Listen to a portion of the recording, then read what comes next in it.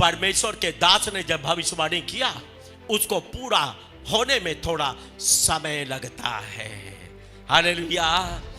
धीरज रखे, जो परमेश्वर ने आपके विषय में बोला है वो परमेश्वर आपकी जिंदगी में जरूर करेगा, लेकिन हर चीज कर्म अनुसार होती है, ऑर्डरली होती है, कर्मानुसार। मतलब पहले नसें बननी जरूरी है, उसके बाद मांस चढ़ना जरूरी है, मांस के ऊपर चमड़ा चढ़ना जरूरी है।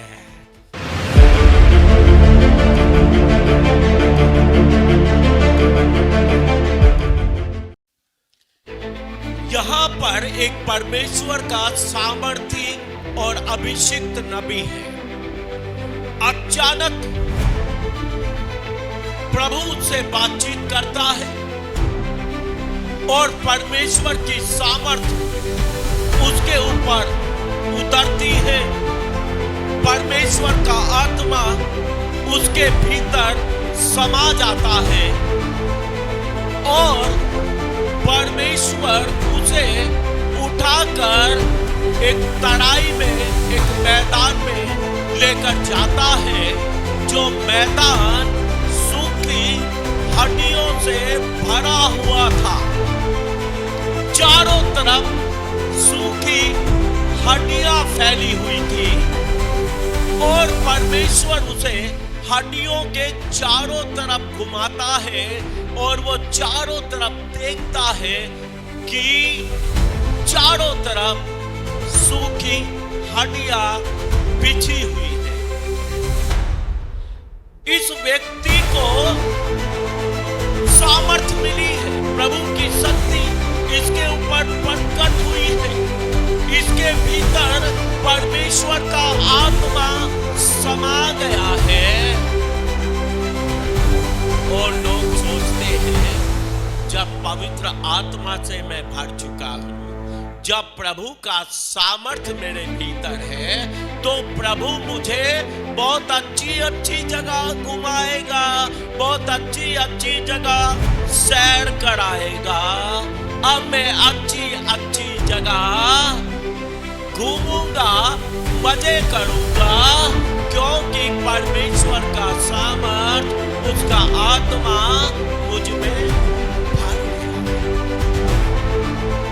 आप यीशु मसीह को याद करें, वहां पर लिखा है पवित्र आत्मा उसे जंगल में ले गया। किसको?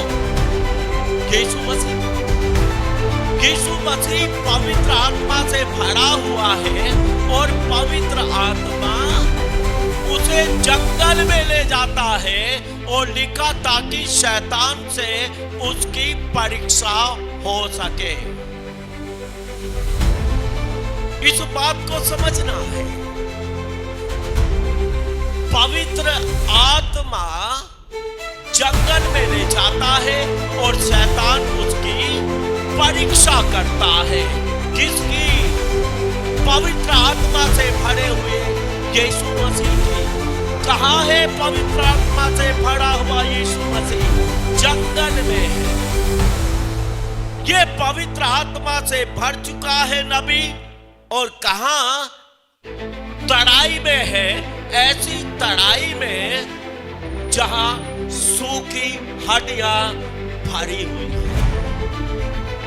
मैं आपको बताना चाहता हूं, एक परमेश्वर का दास जो सामर्थ और अनुग्रह को पाया है, एक परमेश्वर का दास जो परमेश्वर का अभिषिक्त है, उसकी यही निशानी है कि परमेश्वर उसे ऐसी जगहों पर ले जाएगा जहां लोग बीमार हैं, जहां लोग गरीब हैं, जहां लोग कंगाल हैं, जहां लोग समस्याओं से, पीड़ाओं से भरे हुए हैं। परमेश्वर के आत्मा से भरे हुए को परमेश्वर ऐसे ही लोगों के बीच में ले जाता है। आमीन।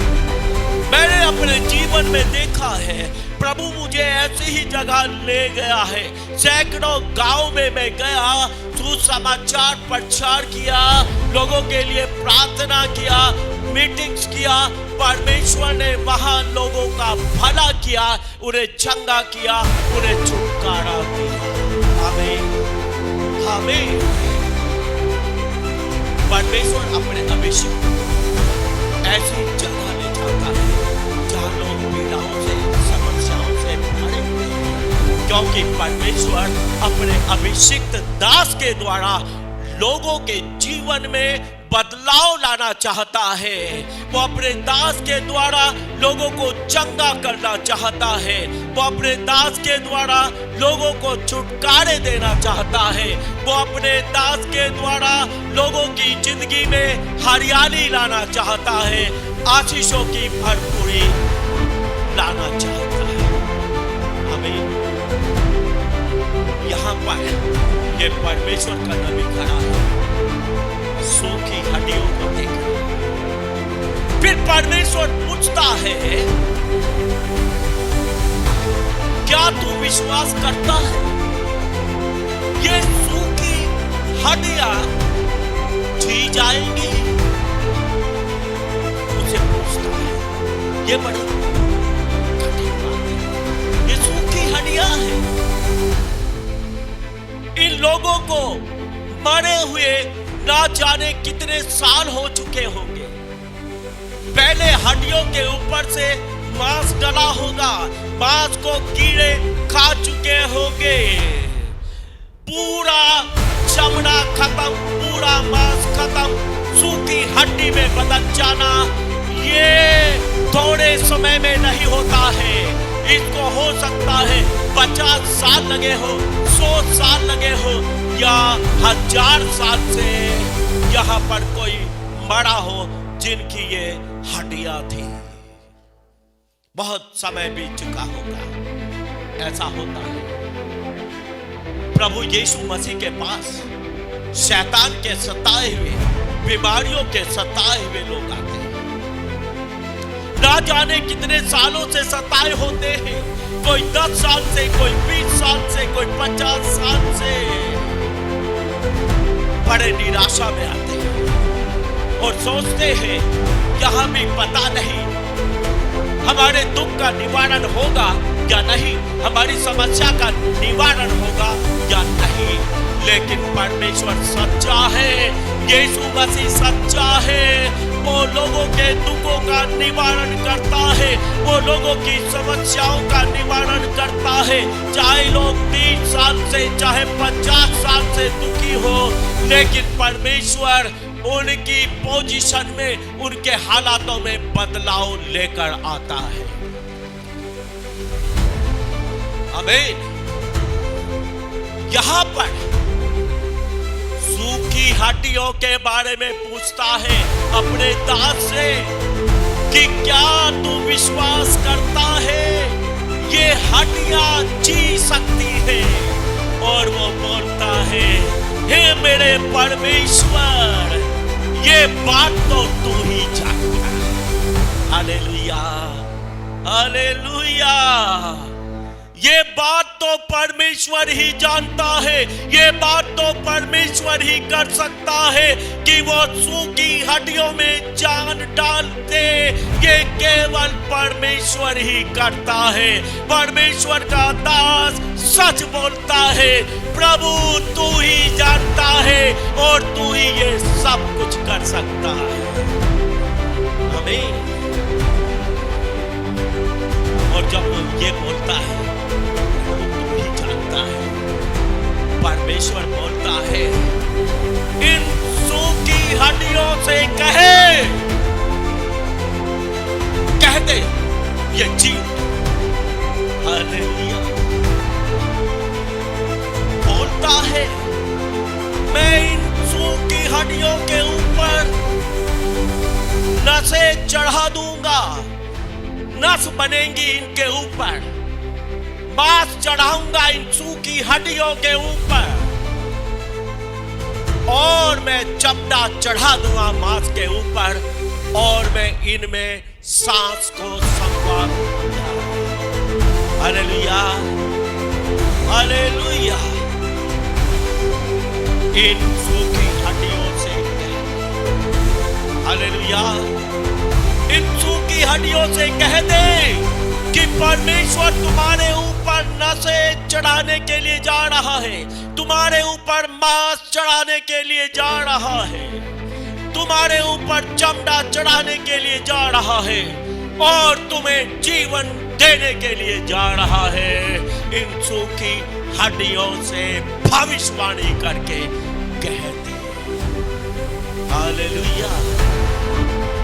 मैं आपको बताना चाहता हूं, परमेश्वर का दास आपके लिए बहुत बार भविष्यवाणियां करता है, बहुत बार घोषणाएं करता है कि परमेश्वर आपकी गरीबी को दूर करने के लिए जा रहा है, परमेश्वर आपको बरकतों से भरने के लिए जा रहा है, परमेश्वर आपको अच्छी नौकरी देने के लिए जा रहा है, परमेश्वर आपको अच्छा बिजनेस देने के लिए जा रहा है, परमेश्वर आपको चंगा करने के लिए जा रहा है, परमेश्वर आपको छुटकारा देने के लिए जा रहा है।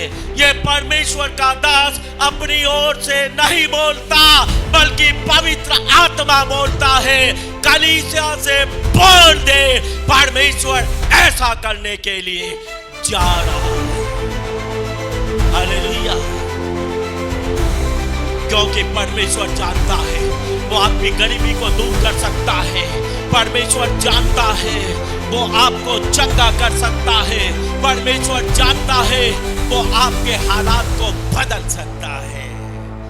इसलिए वो अपने परमेश्वर अपने दास को बोलता है, भविष्यवाणी करके कहते, यहेजकेल इस बात को समझ चुका है कि परमेश्वर इन हड्डियों में सांस संभा देगा, इन हड्डियों को जीवित कर देगा।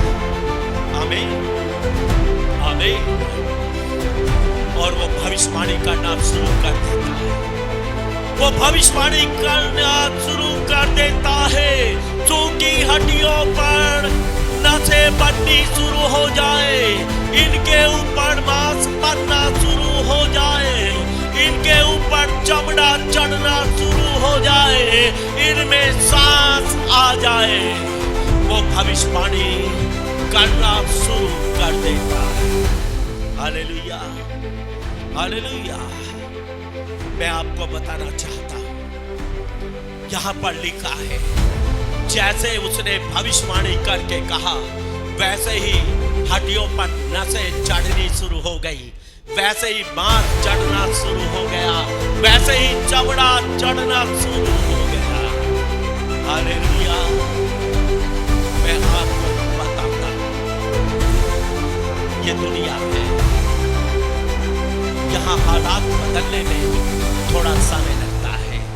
हड्डियां सूखी हैं, सूखी हड्डियां तुरंत मनुष्य नहीं बन सकती हैं। सूखी हड्डियों के ऊपर नसें बनना जरूरी है, उनके ऊपर मांस चढ़ना जरूरी है, उनके ऊपर फिर चमड़ा चढ़ना जरूरी है, फिर उनके भीतर सांस फूंकना जरूरी है। टाइम लगता है, थोड़ा सा टाइम लगता है, थोड़ा सा टाइम लगता है। इसी को धीरज बोलते हैं। परमेश्वर के दास ने जब भविष्यवाणी किया, उसको पूरा होने में थोड़ा समय लगता है। हालेलुया। धीरज रखे, जो परमेश्वर ने आपके विषय में बोला है वो परमेश्वर आपकी जिंदगी में जरूर करेगा, लेकिन हर चीज कर्म अनुसार होती है, ऑर्डरली होती है। कर्मानुसार मतलब पहले नसें बननी जरूरी है, उसके बाद मांस चढ़ना जरूरी है, मांस के ऊपर चमड़ा चढ़ना जरूरी है। परिस्थितियां, हालातें बनती चली जाती, जीवन संवरते चले जाते हैं। थोड़ा समय तो लगता है, लेकिन सब कुछ जैसे जैसे भविष्यवक्ता बोलता चला गया, उन हड्डियों के ऊपर नसें जपती चली गई, चमड़ा मांस चढ़ना शुरू हो गया, चमड़ा चढ़ गया, लेकिन अब अभी सांस नहीं है, अभी सांस नहीं है, शरीर तैयार हो चुके हैं। अब परमेश्वर बोलता है, आदेश दे, चारों तरफ से सांसें आए और इन मुर्दों में समा जाए। और जैसे ही भविष्यवक्ता बोलता है, इन मुर्दों में सांस समा जाए और सारी सूखी हड्डियां जो थी वो सब अपने पैरों के बल खड़े हो गए, क्योंकि अब वो सूखी हड्डियां नहीं, वो जीवते मनुष्य बन चुके थे। Hallelujah, hallelujah. धीरज रखो, धीरज रखो। नसें बन रही है, मांस चढ़ रहा है, चमड़ा बन रहा है, सांसें आने वाली है, हालातें बदल जाने वाली है। हालेलुया। मैं बहुत बार आपको बोलता हूं, मैंने धरती को आसमान और आसमान को धरती बनते देखा है। वो महान परमेश्वर है जो आप सोच भी नहीं सकते, वो बातें परमेश्वर आपके लिए करता है। लिखा है, जो आंखों ने नहीं देखी, जो कानों ने नहीं सुनी। हालेलुया। वो बड़ी बड़ी बातें परमेश्वर हमारे लिए करता है, लेकिन हम विश्वास करें, विश्वास करें। परमेश्वर ने आपको अपने दासों को दिया है, वो आपके लिए भविष्यवाणियां करते हैं, आपके लिए शुभकामनाओं की घोषणा करते हैं, आपके लिए अच्छी बातों को बोलते हैं। आप उन पर विश्वास करें, उन्हें रिसीव करें, उन्हें अपने जीवन में ले। जो कुछ बोला जाएगा विश्वास करने वालों के लिए वही तो हो जाएगा। आमीन। क्योंकि परमेश्वर सब कुछ कर सकता है। बाइबल के अंदर पुराने नियम में एक जोड़ा है, पहला विश्वासी जिसने जीवित परमेश्वर पर विश्वास किया था पहली बार, इब्राहिम और उसकी पत्नी सारा। इब्राहिम 75 साल का था जब उसके लिए भविष्यवाणी हुई कि परमेश्वर तुझे संतान देगा। 75 साल तक निसंतान था, सारा बांझ थी, कोई संतान नहीं। 75 साल की उम्र में बोलता है, मैं तुझे संतान की आशीष दूंगा। इब्राहिम विश्वास करता है, इब्राहिम विश्वास करता है, लेकिन 100 साल का हो जाता है, सारा 90 साल की हो जाती है, कोई बच्चा नहीं। 75 साल की उम्र में विश्वास किया, 100 साल की उम्र तक आ गया, 25 साल तक कुछ भी नहीं हुआ, कोई संतान पैदा नहीं हुई। अविश्वास कर सकता था इब्राहिम, अब क्या होगा, अब तो बूढ़ा। क्यों 25 साल लगे, क्या हुआ 25 साल? मैं आपको बताता हूं, 75 साल की उम्र तक व्यक्ति बूढ़ा हो जाता है। 68 साल की उम्र में उसका पौरुष खत्म हो जाता है, वो संतान पैदा करने के योग्य नहीं होता है। इधर इब्राहिम 75 साल का है जब परमेश्वर उससे वायदा करता है। औरत उसकी 10 साल छोटी है, 65 साल की। 65 साल की औरत कैसे बच्चा पैदा करेगी? उसको तैयारी करनी। इन 25 सालों में क्या होता है? इन 25 सालों में 65 साल के बाद आगे आगे चलकर सारा जवान होती चली जाती है। 65 साल की सारा 90 साल की उम्र तक पूरी जवान हो जाती है। उसका गर्भ पूरा तैयार हो जाता है, एक जवान औरत के गर्भ की तरह कंसीव करने के लिए तैयार हो चुका है।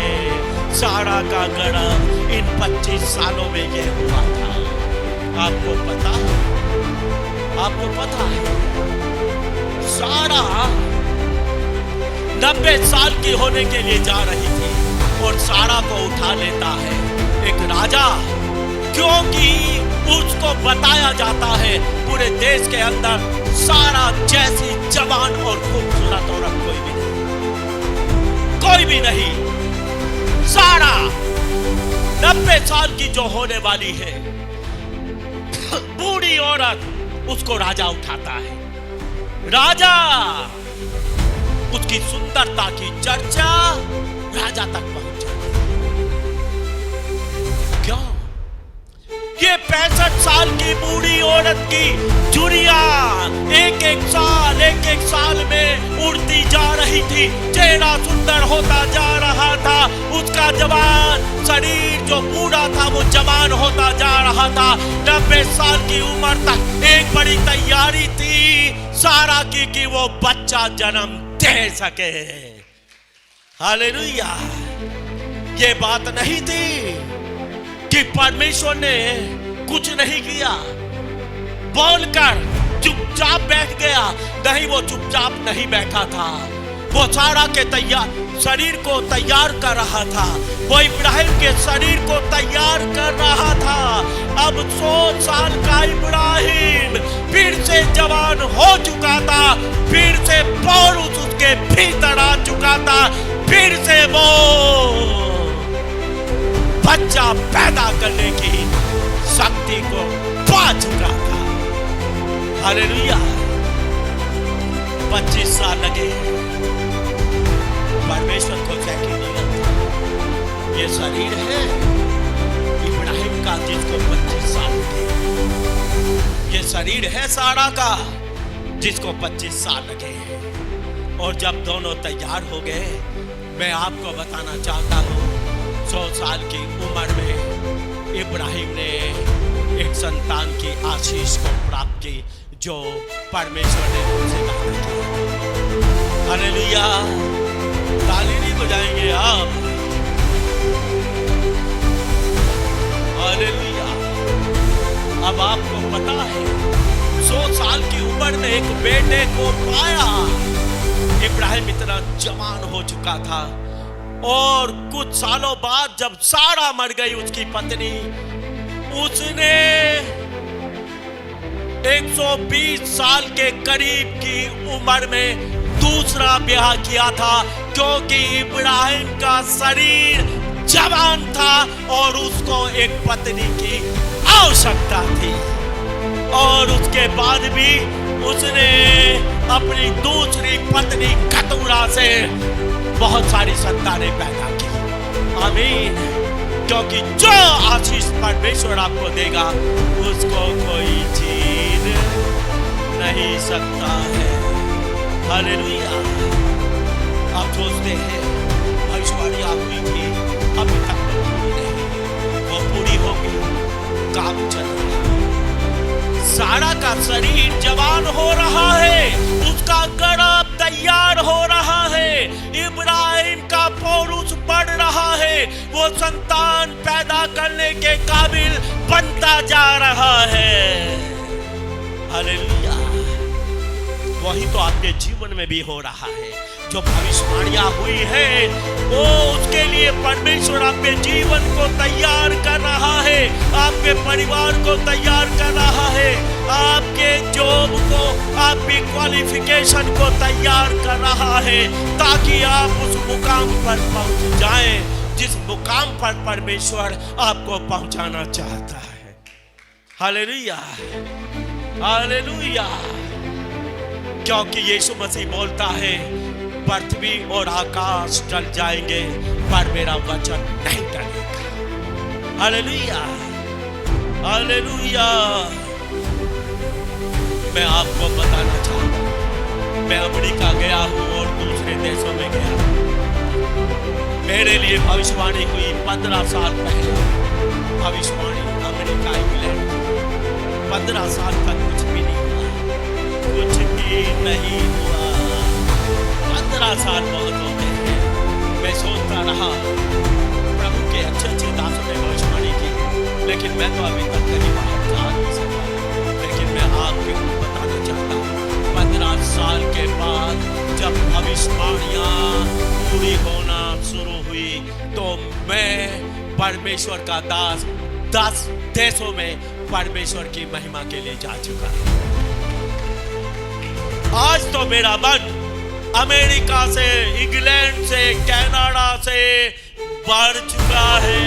I don't want to go there. अब मैं वहां नहीं जाना चाहता हूं क्योंकि मैं बहुत बार जा चुका और तरफ हो चुका, सब कुछ देख चुका। आमीन आमीन। परमेश्वर सब कुछ करेगा। Just weight upon God. परमेश्वर पर भरोसा रखे, धीरज धरे। बाइबल में लिखा है जो तुझ में धीरज धरे रहते हैं उनकी तू पूर्ण शांति के साथ रक्षा करता है, क्योंकि वो तुझ पर भरोसा करता है। हालेलुया। पूर्ण शांति के साथ रक्षा होगी, पूर्ण शांति के साथ आशीष मिलेगी। हालेलुया। बोते ही कोई भी नहीं काटता है, बोना पड़ता है, पौधा बनता है, फसल तैयार होती है, फसल सूखती है, फिर फसल काटी जाती है, फिर अनाज के दाने अलग अलग करे जाते हैं, समय लगता है, लेकिन परमेश्वर अपने समय पर आप सबको आशीषित करेगा। Hallelujah hallelujah. कितने लोग विश्वास करते हैं ऐसा होने के लिए जा रहा है? खड़े हो जाओ, खड़े हो जाओ। नसें बनने के लिए जा रही है, मांस चढ़ने के लिए जा रहा है, चमड़ा चढ़ने के लिए जा रहा है, सांसें आने के लिए जा रही है। हालेलुया। इस रविवार अपने पूरे परिवार के साथ चर्च आइए और प्रभु की आशीषों से भर जाइए। चर्च का पता एक बार फिर से मैं आपको बता देती हूँ। सेक्टर 29D, देश सेवक भवन, चंडीगढ़। अधिक जानकारी के लिए स्क्रीन पर दिए गए नंबरों पर आप संपर्क कर सकते हैं। आप सभी को जय मसीह की।